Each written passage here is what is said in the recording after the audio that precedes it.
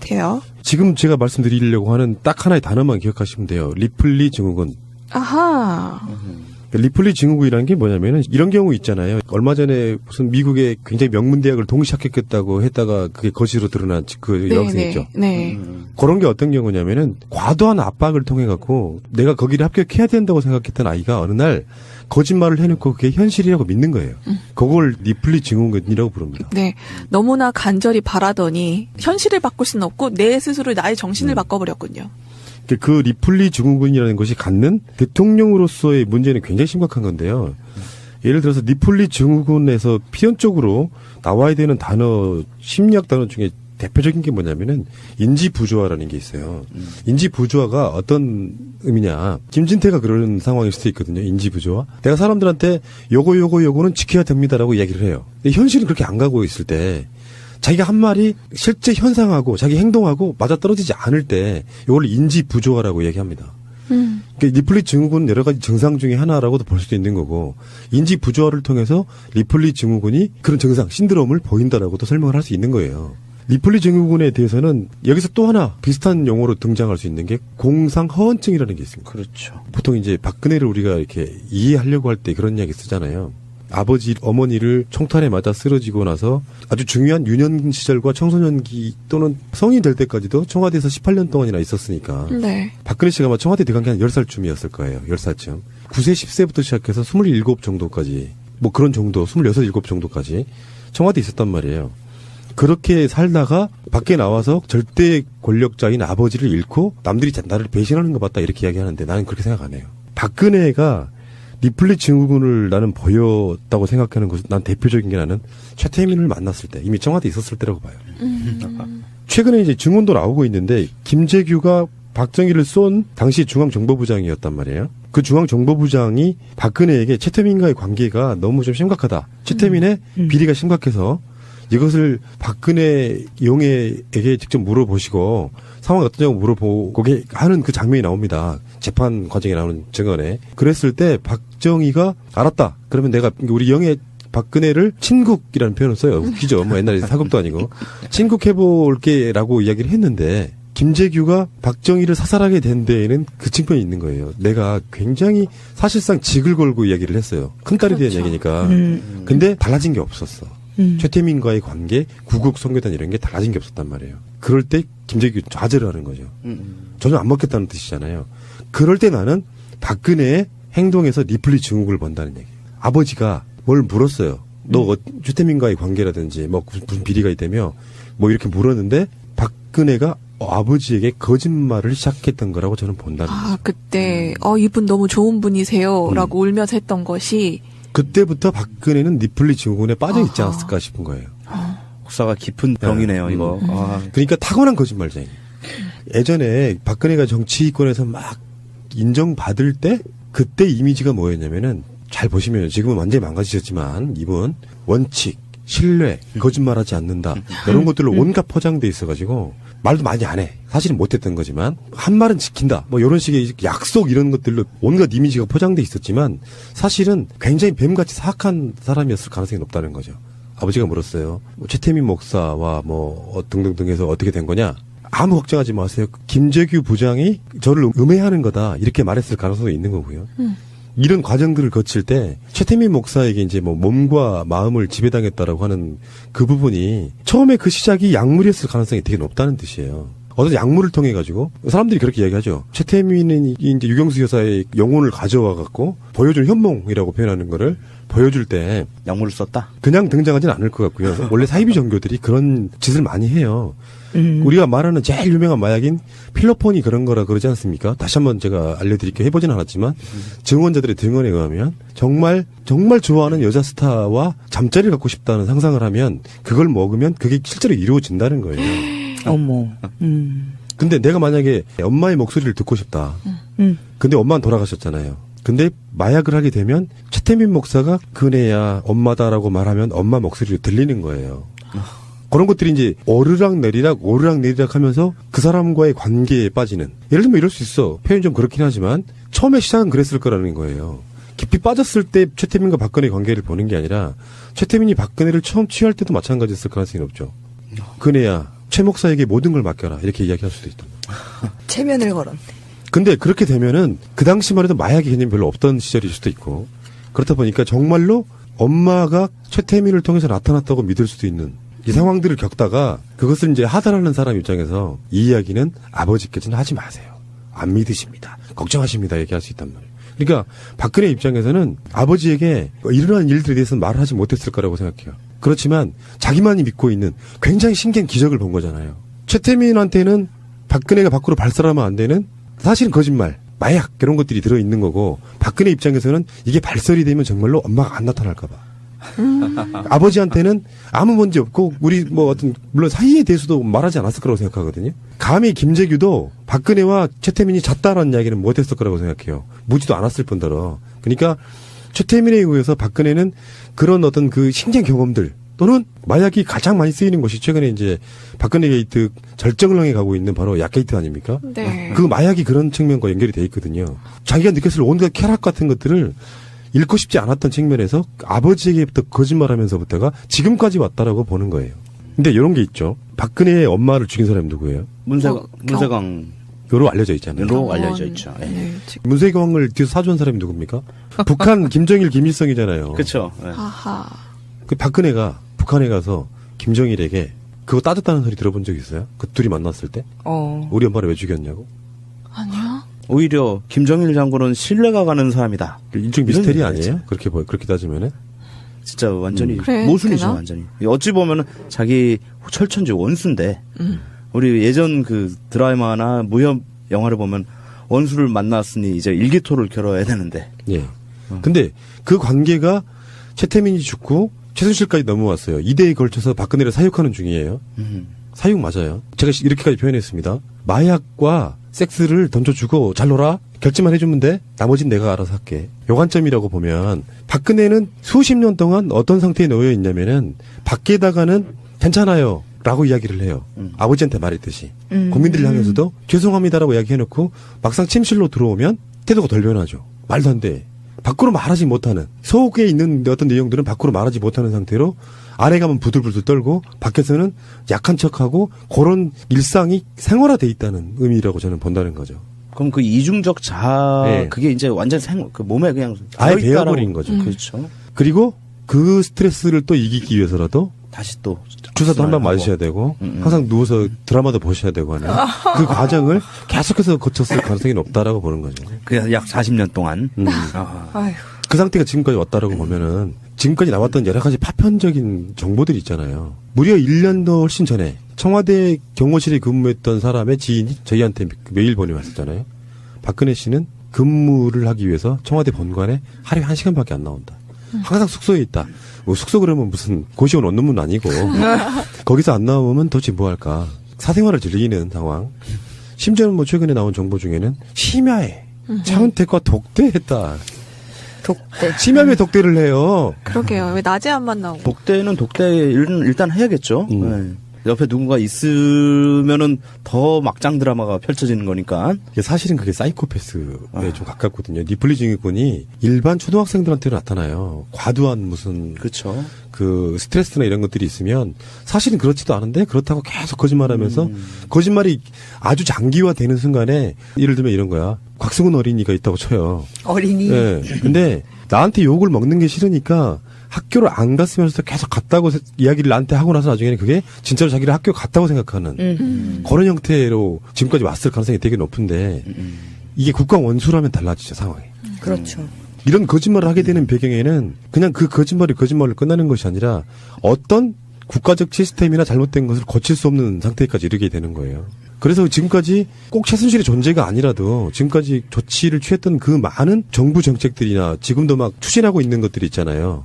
이 상태에서도 추진하고 있는 것들, 이런 것들이 그런 박근혜의 독특한 정신병적인 사이코패스, 소시오패스에 가까운 정도의 그 정신병적인 것들이 지금까지 이렇게 왔다라고 보면 정말 이거는 심각한 문제입니다. 대한민국이라는 민주공화국이 정신병자에게 그냥 모든 걸 그렇죠. 맡겨버렸다는 정신병자라고 거죠. 봐야죠. 그렇죠. 네. 그리고 그 사람을 이게 뒤에서 조종한 사람이 누군지 정말 디테일하게 밝혀내야 될 부분인 것 같은데요. 이게 박근혜 쪽이 이제 이게 리플리 증후군이 좀 한 발 더 나아가면 이럴 수 있어요. 문화 정책을 박해하는 블랙리스트까지도 만들었다고 막 사회적으로 뉴스가 나오는데 이런 성격을 가진 사람, 이런 병증을 가진 사람들은 내가 얼마나 문화를 용성하게 하기 위해서 노력했는데라고 자기 스스로 믿고 싶어하는 니플리 증후군 현 상태가 되면 실제로 밖에서 드러나는 온갖 말도 안 되는 정책들이 자기가 되게 열심히 한 걸로 포장하고 싶어 해서 사실은 그게 나중에는 확정적인 어떤 사실이 돼버리는 이런 상태가 돼버리는 거거든요. 그렇죠. 그렇게 해서 자기가 정말 잘했다고 믿고 있기 때문에 내가 뭘 잘못했는데 내가 내려가냐 이런 얘기가 나오고 이제까지 이렇게 열심히 했는데 사람들이 뭐라고 하니까 아니 내가 이러려고 이런 얘기나 들으려고 대통령 했나라는 자괴감이 들 수밖에 없죠. 그래서 심지어는 며칠 전에 우리를 그 경악하게 했던 그 뉴스의 그 한마디 있잖아요. 그 원로급 인사가 그 박근혜 대통령한테 자진 퇴진을 하시는 게 가장 좋은 방법이다 했더니 딱 한마디 제가 뭘 잘못했나요? 그러니까 이 말도 바로 맥락이 왜 나왔을까라는 내가 나라를 이해가 위해서 가요. 얼마나 애를 썼는데 이게 보통 사람은 이해를 못하죠. 네. 부단하게 거짓말을 하면서도 그게 거짓말이라고 생각하지 않고 그게 내가 진짜로 행한 거라고 착각하는 여러 가지 그 안에 들어있는 게 지금 현실로 보이는 거예요. 박근혜가 밖으로 주로 나올 수 없었던 이유이기도 합니다. 기자들과의 기자회견장에서 일문일답을 안 한다라든지 어떤 실수를 할지 모르는 상태에 놓여 있는 거잖아요.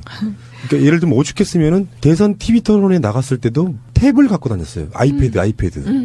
문재인, 이정희 둘이 주고받는 그 사이에도 뭔가 끊임없이 지시를 받았다라는 의심이 그래서 드는 거예요. 사실 그거 보고 읽는 것도 잘 못하잖아요. 네. 많이 노출될수록 그런 병증적인 것들 실제로 리플리 증후군이라는 개념에서 보고 나중에 1년, 2년 전에 뉴스로 한번 들어가 보면은 박근혜가 어디에 방문해서 한 말이라든지 했던 그들 나름대로의 어떤 이상했던 어떤 행보들이 다 그런 거랑 연관이 있을 가능성이 되게 높다라고 보면 되는 거죠. 지금 대화하고 있는 게 뉴스라는 사실이 정말 안타깝고 참담합니다. 네. 인지 부조화, 공상, 허언증, 리플리 증후군 이런 사람이 지금 저 위에 있다는 말씀을 한번 드려보고 싶네요.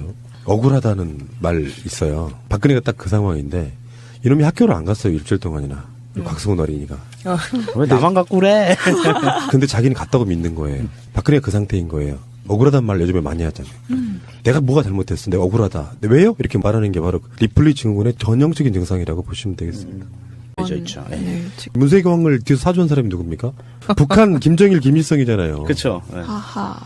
그 박근혜가 북한에 가서 김정일에게 그거 따졌다는 소리 들어본 적 있어요? 그 둘이 만났을 때? 우리 엄마를 왜 죽였냐고?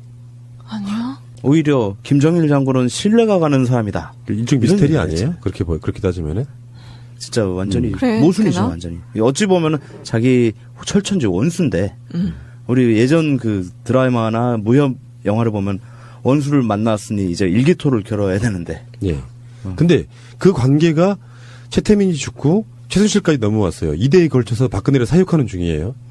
사육 맞아요. 제가 이렇게까지 표현했습니다. 마약과 섹스를 던져주고 잘 놀아. 결제만 해주면 돼. 나머진 내가 알아서 할게. 요 관점이라고 보면 박근혜는 수십 년 동안 어떤 상태에 놓여 있냐면은 밖에다가는 괜찮아요. 라고 이야기를 해요. 아버지한테 말했듯이. 국민들을 향해서도 죄송합니다라고 이야기해놓고 막상 침실로 들어오면 태도가 덜 변하죠. 말도 안 돼. 밖으로 말하지 못하는 속에 있는 어떤 내용들은 밖으로 말하지 못하는 상태로 안에 가면 부들부들 떨고 밖에서는 약한 척하고 그런 일상이 생활화돼 있다는 의미라고 저는 본다는 거죠. 그럼 그 이중적 자아 네. 그게 이제 완전 그 몸에 그냥 아예 들어있다라고. 배어버린 거죠. 그렇죠. 그리고 그 스트레스를 또 이기기 위해서라도 다시 또 주사도 한 방 하고. 맞으셔야 되고 항상 누워서 드라마도 보셔야 되고 하는 그 과정을 계속해서 거쳤을 가능성이 높다라고 보는 거죠. 그냥 약 40년 동안. 아. 아휴. 그 상태가 지금까지 왔다라고 보면은 지금까지 나왔던 여러 가지 파편적인 정보들이 있잖아요. 무려 1년도 훨씬 전에 청와대 경호실에 근무했던 사람의 지인이 저희한테 메일 보내왔었잖아요. 박근혜 씨는 근무를 하기 위해서 청와대 본관에 하루에 1시간밖에 안 나온다. 항상 숙소에 있다. 뭐 숙소 그러면 무슨 고시원 원룸은 아니고 거기서 안 나오면 도대체 뭐 할까. 사생활을 즐기는 상황. 심지어는 뭐 최근에 나온 정보 중에는 심야에 차은택과 독대했다. 독대. 심야에 독대를 해요. 그러게요. 왜 친구들이 그런 짓을 많이 해요. 우리가 말하는 제일 유명한 마약인 필로폰이 그런 거라 그러지 않습니까? 다시 한번 제가 알려드릴게요. 해보진 않았지만 증언자들의 증언에 의하면 정말 좋아하는 여자 스타와 잠자리를 갖고 싶다는 상상을 하면 그걸 먹으면 그게 실제로 이루어진다는 거예요. 어머. 근데 내가 만약에 엄마의 목소리를 듣고 싶다. 근데 엄마는 돌아가셨잖아요. 근데 마약을 하게 되면 최태민 목사가 그네야 엄마다라고 말하면 엄마 목소리로 들리는 거예요. 그런 것들이 이제 오르락내리락 하면서 그 사람과의 관계에 빠지는. 예를 들면 이럴 수 있어. 표현 좀 그렇긴 하지만 처음에 시작은 그랬을 거라는 거예요. 깊이 빠졌을 때 최태민과 박근혜의 관계를 보는 게 아니라 최태민이 박근혜를 처음 취할 때도 마찬가지였을 가능성이 높죠. 그네야 최 목사에게 모든 걸 맡겨라 이렇게 이야기할 수도 있다. 체면을 걸었네. 근데 그렇게 되면은 그 당시만 해도 마약의 개념이 별로 없던 시절일 수도 있고 그렇다 보니까 정말로 엄마가 최태민을 통해서 나타났다고 믿을 수도 있는 이 상황들을 겪다가 그것을 이제 하달하는 사람 입장에서 이 이야기는 아버지께서는 하지 마세요.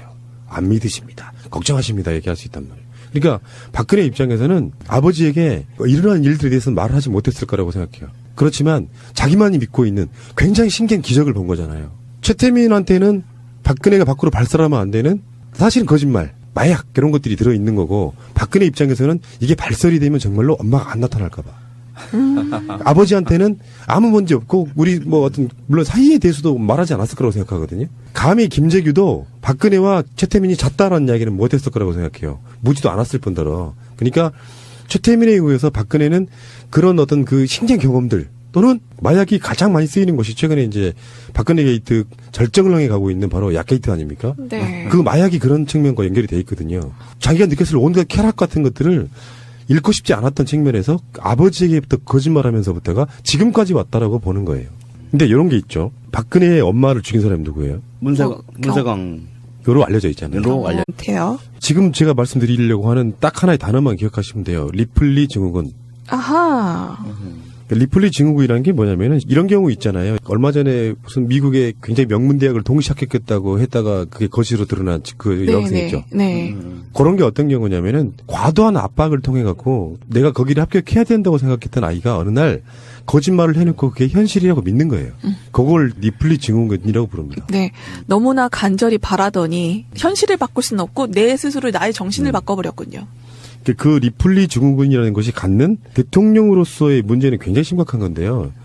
예를 들어서 리플리 증후군에서 필연적으로 나와야 되는 단어, 심리학 단어 중에 대표적인 게 뭐냐면은 인지부조화라는 게 있어요.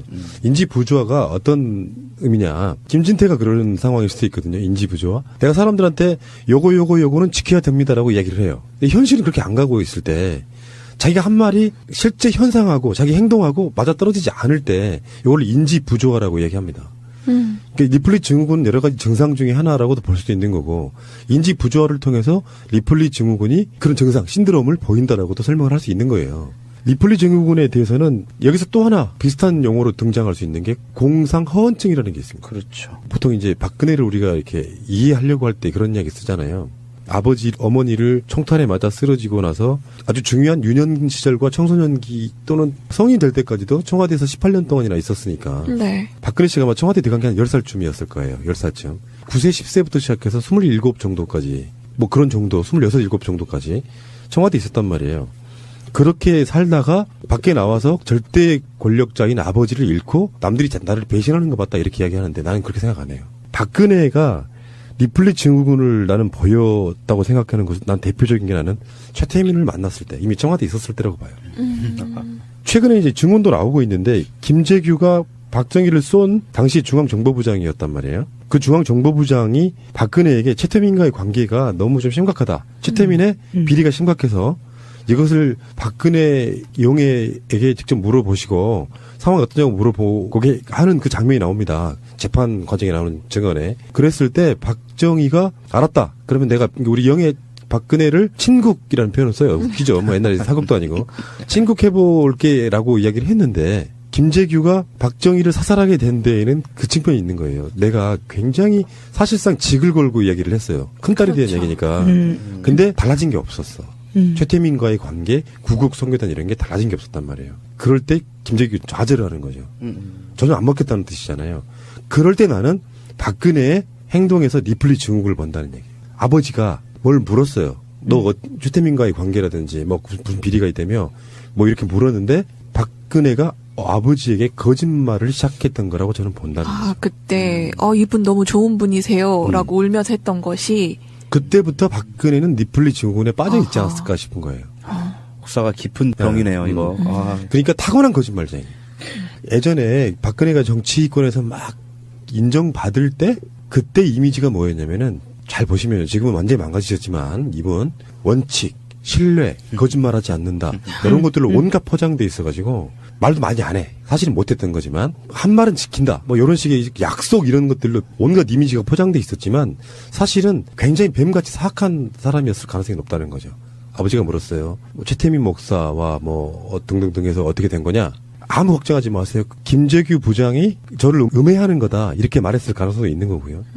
이런 과정들을 거칠 때 최태민 목사에게 이제 뭐 몸과 마음을 지배당했다라고 하는 그 부분이 처음에 그 시작이 약물이었을 가능성이 되게 높다는 뜻이에요. 어떤 약물을 통해 가지고 사람들이 그렇게 이야기하죠. 최태민은 이제 유경수 여사의 영혼을 가져와 갖고 보여준 현몽이라고 표현하는 거를 보여줄 때 약물을 썼다. 그냥 등장하지는 않을 것 같고요. 원래 사이비 정 낮에 한 번 나오고. 독대는 독대 일단 해야겠죠. 네.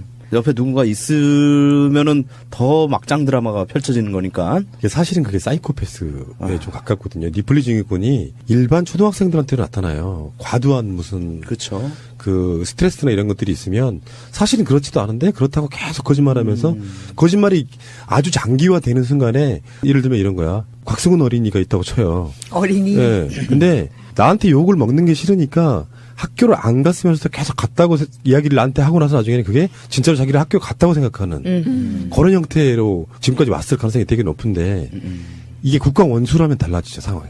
그렇죠. 이런 거짓말을 하게 되는 배경에는 그냥 그 거짓말로 끝나는 것이 아니라 어떤 국가적 시스템이나 잘못된 것을 고칠 수 없는 상태까지 이르게 되는 거예요.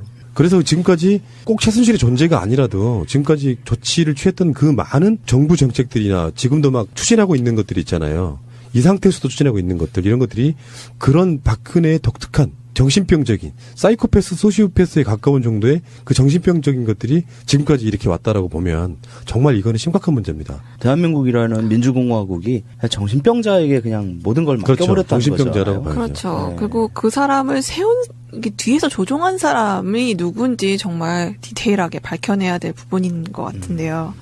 이게 박근혜 쪽이 이제 이게 리플리 증후군이 좀 한 발 더 나아가면 이럴 수 있어요. 문화 정책을 박해하는 블랙리스트까지도 만들었다고 막 사회적으로 뉴스가 나오는데 이런 성격을 가진 사람, 이런 병증을 가진 사람들은 내가 얼마나 문화를 용성하게 하기 위해서 노력했는데라고 자기 스스로 믿고 싶어하는 리플리 증후군 현 상태가 되면 실제로 밖에서 드러나는 온갖 말도 안 되는 정책들이 자기가 되게 열심히 한 걸로 포장하고 싶어 해서 사실은 그게 나중에는 확정적인 어떤 사실이 돼버리는 이런 상태가 돼버리는 거거든요. 그렇죠. 그렇게 해서 자기가 정말 잘했다고 믿고 있기 때문에 내가 뭘 잘못했는데 내가 내려가냐 이런 얘기가 나오고 이제까지 이렇게 열심히 했는데 사람